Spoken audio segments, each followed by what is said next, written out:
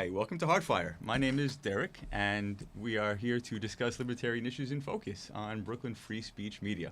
That's right. Thank you for tuning in. This is Cameron Weber. Hey, Derek. Hi, Cameron. Thanks for coming. How are you? We're really not supposed to shake hands, right? Because of the coronavirus. Oh, I'll sanitize afterwards. Yeah. Well, yeah. All right. Is that going to make this very dated? Yeah. Timely. So today we have Cameron, as I said, and we're going to discuss the topic of public goods. Right. A somewhat complicated topic for politics in general, especially for libertarians to acknowledge and to grapple with. Yeah. So you want to discuss a little bit about public goods? Sure. So you have a public good. Right. So you have these things called market failures. When the market doesn't provide adequately for something, then that's a market failure. Like pollution, when all the costs and benefits are not contained in a market transaction. Like I buy a pen, a plastic pen, and that plant who made the pen pollutes, so that's a negative externality, and so you might need government to intervene to prevent the pollution. So a public good is something when the market fails, the state needs to provide for it. That's one definition of a public good. Now, we're all libertarians here, so that very statement would make a lot of us somewhat uncomfortable. The idea that the market cannot correct that, cannot handle that in some way, and that government would be necessary. These are all very painful words for libertarians to hear.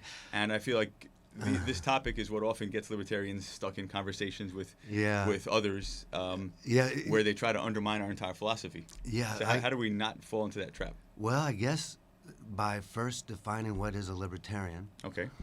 And first off, should there be a state or not? Okay, these are very weighty topics. These are fundamental issues. So I'm a classical liberal, okay. Or a libertarian, I guess, in modern American English. And so I believe I'm not sure if there should be a state or not. Mm-hmm. Meaning if the state does more harm to people than good. Yeah. You're on the fence of that. Okay. I don't know. Okay. What do you think? I'm on the fence too. I think I look at it like a... And this boils down to what is a public good. Mm-hmm. A public good is, by definition, the only thing that economists agree on, even those on the fence like myself, is national defense. Do you need to have taxes and a state to provide national defense? And there you get to the question, why do you even have a nation state? But what were you saying? Well, yeah, I think, in my opinion, I feel like I'm on the fence too. I mean, a libertarian and anarchist are two different things. Is that right? And so which one? And a libertarian I thought you were more of an anarchist. Well, I probably lean close to that. Yeah, and a libertarian, I suppose, classically believes that some small core of law is necessary for the maintenance of order. Yeah. And then the environment where people can more or less live in a free economic system. Yeah, so let's put this into context historically. United States, right? You're an American? Yeah. Are you a so. nationalist? No, I'm not a nationalist, no. But you're a patriot? I'm not sure what that even means. Yeah, okay. I don't have like a rifle or a musket. Do you have a flag with the snake Don't tread on me? Don't tread no, on I don't have me. that. Okay, so... anarchist or libertarian United States. Okay. So I use I use the Federalist Papers a lot. Why? Because that's part of my rhetoric is using left-wing ideas to make libertarian points. So the Federalists, those who wrote the Federalist Papers, James Madison is one, won out against the anti-Federalists. You and I were just talking about that. Patrick Henry was an anti-federalist, and Harry Lee was an anti-federalist. Now, for those who are just tuning in, what's an anti? What was that? Basically, could you say that's the debate of giving the federal government the right to tax, and or creating a federal government, giving that federal government a right to tax and to have a standing army. That's what the anti-federalists were against. But back to James Madison and Federalist Papers, he said the role for the state is to provide public goods in terms of the protection of property rights.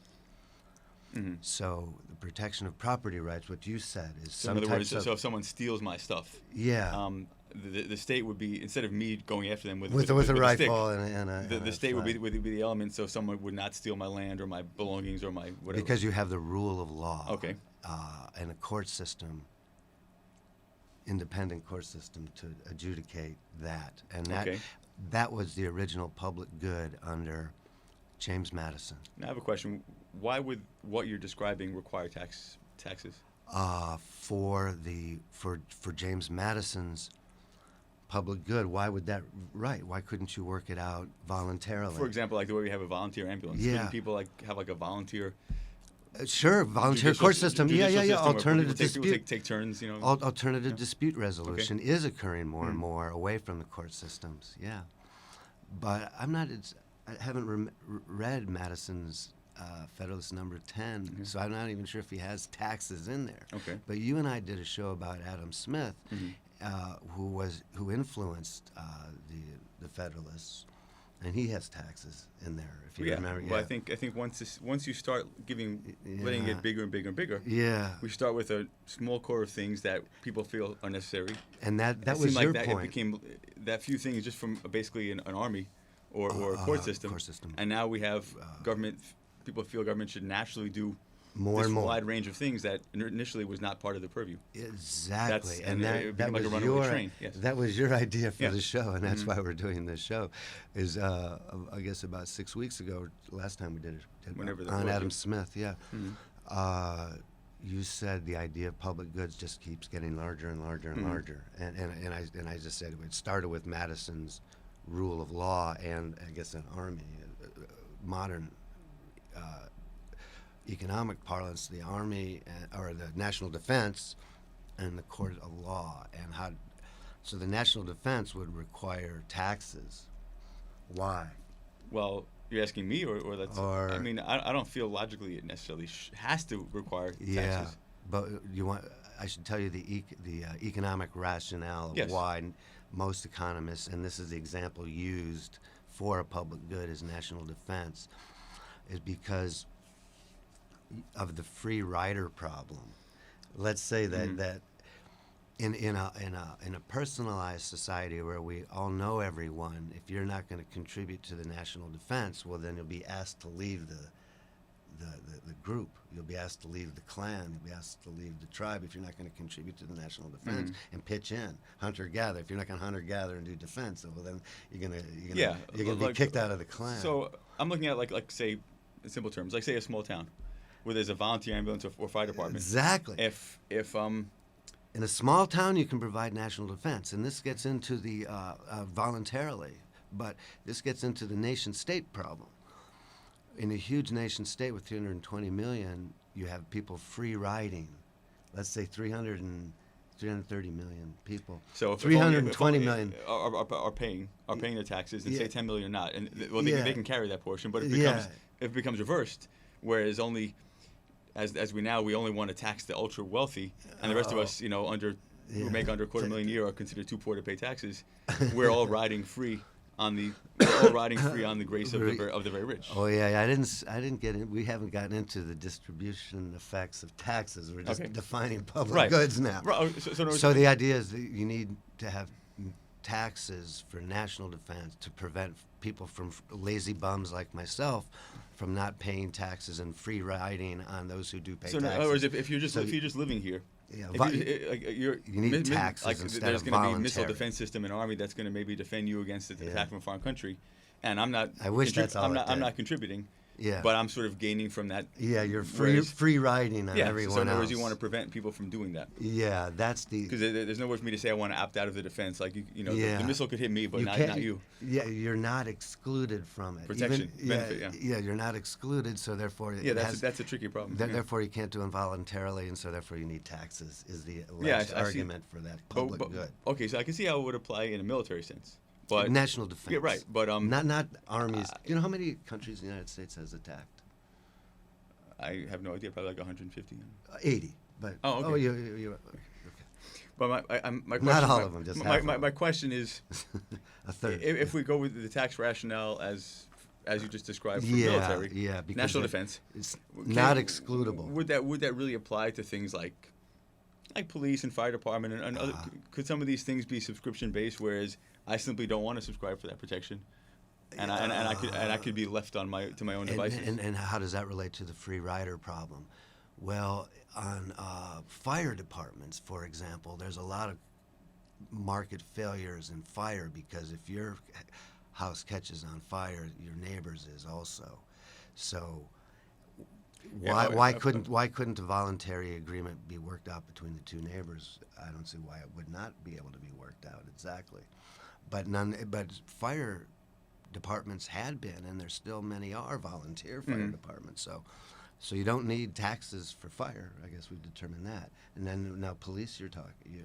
Police, there could be volunteer police. It could be rotating police, where people do like a rotating. Like the Black Panthers in Detroit. I was thinking more like the when people have like a rotation in the military, where they're sort of like Israel. Did you serve for 2 years or not even, or like maybe 6 weeks. Where like voluntarily. Yeah. That was the Federalist thing, is that it was each state would raise their like the reserve. Yeah. For national defense. For national defense, for police, for fire, for anything. For court system. Okay, but then you start getting, so-and-so, he hasn't served, right? Or he's free riding. And then you start telling on your neighbors, like this thing Billy Idol came out with, who's our mayor? Came out with the mayor, and Billy Idol said, "Don't idle your car." Did you hear about that? Yes, I saw the billboard. Yes, don't idle. Billy doesn't idle. I read it in the New York Times. There's a billboard. BQ, while you're idling, you can look at the billboard. Yes. And so, tell the police. Oh, look, the car in front of me is idling. So tell the police, snitching. Snitch. So it creates a whole society of snitching. Oh, so-and-so's not serving in the military. So-and-so's not but I'm not serving sure how that would make people snitch any more likely than with a regular police service. How would that be? Snitching in the regular police service versus volunteer police service, where they pay you to snitch. If you know about a crime. That doesn't even include entrapment, and that's a whole other thing. A voluntary thing, you probably have a lot less entrapment. Yeah, and I think also because it might be a personal connection between the officer and people that they're enforcing.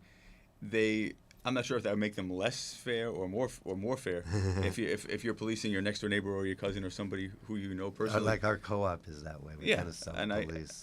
I wouldn't necessarily know. There are some ups and downs. Yeah, but I figured even social pressure would work. The fact that somebody is personalized. Ostracized for not for simply not contributing.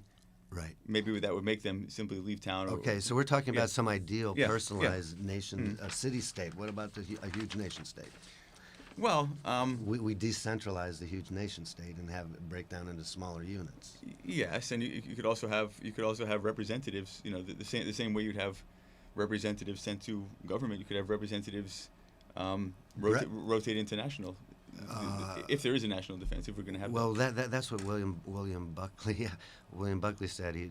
Why not just choose the first 100 people in the phone book to represent you? Yeah, it's not going to be any better or worse than what we have. Yeah. It'd be better because it wouldn't be professionals. It would be be random. It wouldn't be people whose main goal is to get reelected, because they would just be serving for a short period of time. That's it. Yeah. But back to public goods. So we're talking about how the idea of public what is a public good has expanded, and what the market truly cannot provide. Which is, like you said, it started with property rights, and then textbook national defense, and now, well, let's just get straight to it. As long as you are poor enough and remain poor, then you have the right to just about everything. In our society, yes. In any sort of social welfare state, yeah. Which then creates this whole idea of good intentions gone awry. Well, yeah. If being poor gets me lots of these things, free things, then you're just going to remain poor. Yeah, right. And who creates wealth then? And who creates self-dignity if the and standard of living self-determination? if we're so humane that the standard of living for the poor is kept high, then naturally, if I'm whoever the poor is. Yeah, we're defining I'm poor as poor because I choose not to work. Yeah, 80 hours a day, you know, in an office or whatever. But if we're so humane that we give the so-called poor a good standard of living, and I'm seeing that if I work, and I fill my time with work I don't enjoy, and my standard of living, I don't qualify for those benefits, but my standard of living is the same or only minimally better. Why would I want to work? Well, what I also learned from this book, Good Intentions Gone Awry, which we'll show in the graphic, is that more than half of the transfers of the social welfare state go to people with above average income. Well, yes, because of the way the tax code is structured and the way that people necessarily don't report their income in the gig economy. Yeah, right. So let's get serious here for a second. Just for a second. Yeah, I did this graphic that I used to explain what public goods are. Yeah. So you have private goods where you can exclude people from consumption, and then it's used up in consumption, rival in consumption. That's a public good, and that's a normal private economic good. Like, and you see have examples, I see? A donut, a pizza, clothing. The person who didn't pay for it is not going to get it unless you give it to them. Yeah. Exactly. Excludable in property rights. Okay. So just about everything is excludable except for the national defense and the court system that we talked about. But now the category keeps getting more and more, like health care, for example. The Affordable Care Act of 2010 was the first time in American history that you had to, the Supreme Court agreed that for the general welfare in the Constitution, that private people had to buy stuff from other private people. In other words, you had to pay for health insurance or get it free if you remained poor. And that was the first time in American history that you had that fascism where private people had to buy stuff from private people or you got taxed. So basically, you would pay an opt-out fee, which is almost bad as worse to actually pay the regular subscription. A shared responsibility fee is what it's called. So, but anyway, so health care then became a public good. But I mean, in reality, it doesn't have to be because it is excludable. It is very excludable, yeah. Yeah. So health care is the most recent and extreme example of a public good. But so then there's the slippery slope, right? So very slippery. Why not? Like, why not throw everything in there? Okay, let's take a step backward. So if health care is a public good, food's more important than health care. Well, housing. Why not make housing a public good? Car insurance. Insurance. Yeah. Well, health insurance is now a public good. So, but first, why not? Right? Why not housing? Why not food? All the basic comforts of life.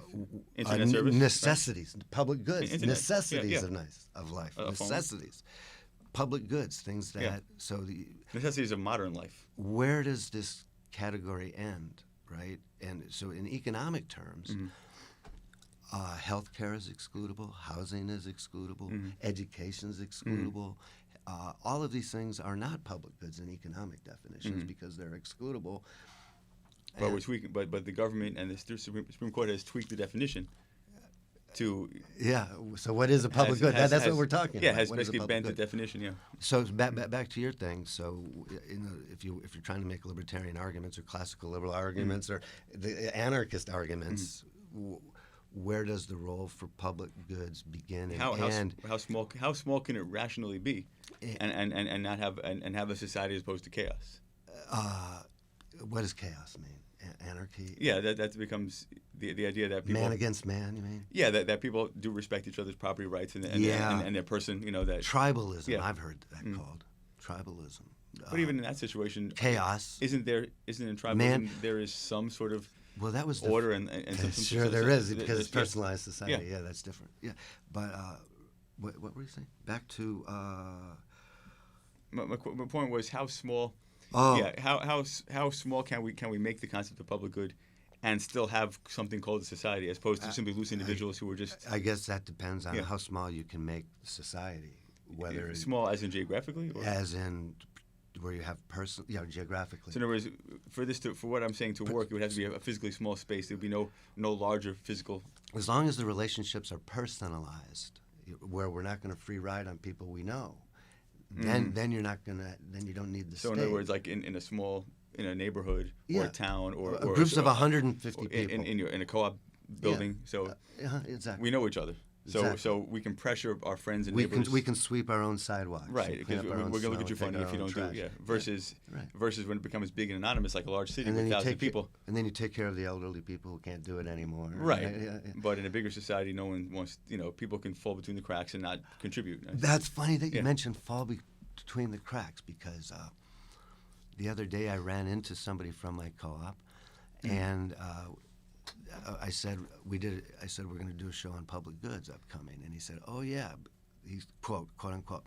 "Oh," I said, "We're going to do a show on public goods upcoming," and he said, "Great, because if you're going to have a government, you need someone to prevent things that fall through the cracks." Fall through the cracks. But that can be used two ways. Fall through the cracks, as in people who are not getting what they need to live. Also, and all the people who are not giving what people normally give as be part of society. So it could be non-contributing and non-recipients. You can look at it both ways. It would be nice to say that the national defense argument would be a rational reason for justifying the state, but we don't have national defense. We've got war. We've got troops all over the world. Yeah. If we say we're going to bring it back, we don't bring it back. So. Yeah, because the thing could easily get out of hand. It's like we're not nationally defense. It's a slippery slope thing that we always get into. Even with that one thing, we're proactive instead of simply reactive. So exactly. So the public good for falling through the cracks becomes some justification for more and more and more. Which is government failure. Public choice economics. Once you have market failure, and then you get the government involved, and you get government failure. So what's worse, the market failure or the government failure? What's the answer to that question? The answer is there's two types of relationships, voluntary and coercive. The state has a monopoly on coercive relationships. Which relationships would you prefer, coercive or voluntary? But this gets into theory, right? Yeah, I mean, there's voluntary and there's voluntary. I mean, if I live on a block and everybody, contributes to sweeping the sidewalk, and I don't really feel like it, but they're not gonna clean the sidewalk in front of your door. But they give me these looks, and is that really voluntary? Or they make these comments, or they throw extra garbage in my area because things. Wait, we got like 2 or 3 minutes left, so I got a question for you. Okay, so you got this thing called common resources. Like what? And this is under public goods you have the free rider problem. Under common resources you have what's called the tragedy of the commons. I heard of that. Yeah. So fishing in the oceans, you have a tendency to overfish. And that's the tragedy of the commons. Or polluting the air. Tragedy of the commons. I can't call this my area, or it's just one area. Yeah. Right. So what do you have? A global government for the pollution for the ocean? That's the tragedy of the commons. Well, how would I answer it? How would I attempt because to address it? Because you can't exclude people from it. Well, I think it would have to be. It's not a private good because you can't exclude people, and it's not a public. It's not because nobody really owns it. Yeah. Exactly. I think there should be some attempt to sort of quantify.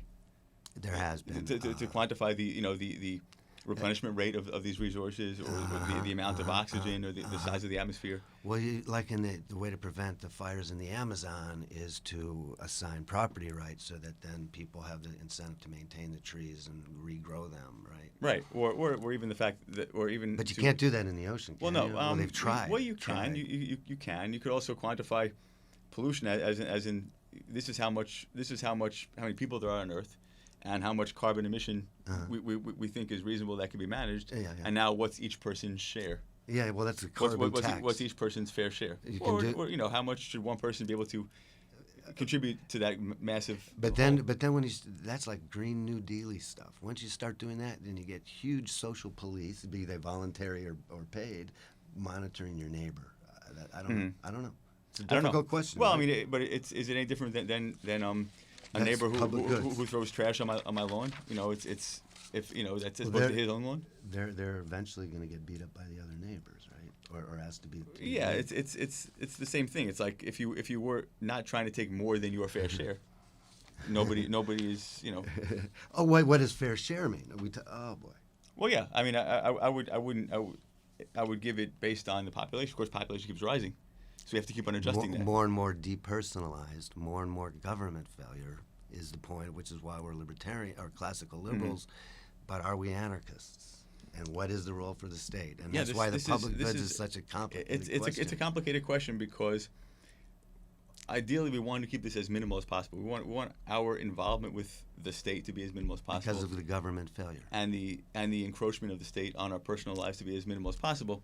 And so that we're freed up to do productive things. Or just live our lives. Right. And the fact is, as we try to define it, it becomes very difficult to define how minimal the role could be. Yeah, to go back to the Federalist Papers, how small we can keep rule of law for property rights violation, and then in the 50s during the Cold War, national defense, then embedded, it just keeps growing. I mean, I fundamentally, if I was to give an analogy, like government is like kind of like a disease or an infection that like is sort of in the body that you need to live, but it must be kept at bay.